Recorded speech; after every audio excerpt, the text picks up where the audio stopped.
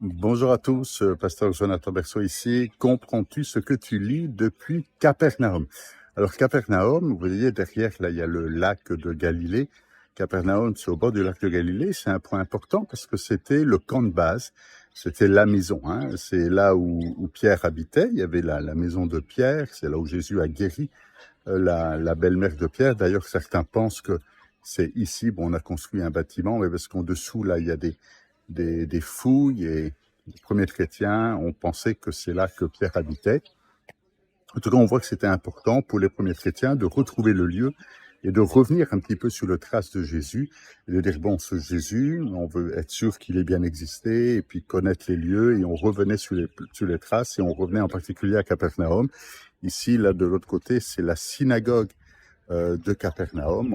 On lit dans l'Évangile que Jésus, le jour du sabbat, est entré dans la synagogue et qu'il a commencé à enseigner. Alors évidemment, ces pierres qui sont là ne sont pas les pierres au temps de Jésus. La synagogue avait été détruite et a été reconstruite quelques centaines d'années plus tard.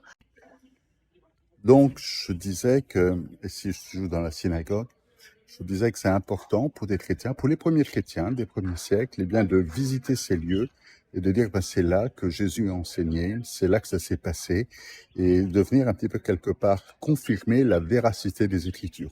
C'est pour ça qu'aujourd'hui, il y a autant de chrétiens qui visitent Israël, pour dire, bon, on ne veut pas que ce soit juste une histoire, juste un texte ici, mais on vient sentir et réaliser que on est dans des lieux qui ont existé. C'est les mêmes montagnes, c'est la même vallée, c'est les mêmes vallées, c'est les mêmes paysages, et c'est la même faune, les mêmes plantes, le même lac. Et venir donc, pour ceux qui auraient des doutes, confirmer, waouh, c'est comme ça que ça s'est passé, c'est ce que Jésus a vu. Alors pour conclure, laissez-moi vous encourager en disant, Jésus, lui, la première chose qu'il a fait quand il arrive dans une ville, c'est rentrer dans la synagogue comme celle-ci pour enseigner.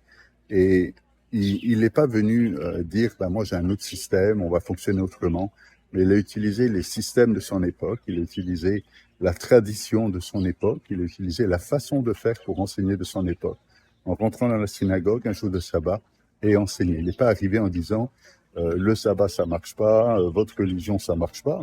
C'était de toute façon des gens qui croyaient en Dieu, qui étaient sincères, mais qui avaient besoin de comprendre maintenant quel était le plan de Dieu pour l'humanité, avec une nouvelle alliance que Jésus allait apporter. Alors de la même manière pour nous aujourd'hui, prenons l'exemple de Jésus en étant sages dans la façon dont nous présentons l'Évangile, non pas en détruisant, mais en construisant à partir de ce qui est bon. Évidemment, on ne va pas construire sur du mauvais, à partir de ce qui est déjà bon, pas des acquis qui sont déjà bons, et on construit dessus, comme Jésus l'a fait quand il marchait sur la terre des hommes.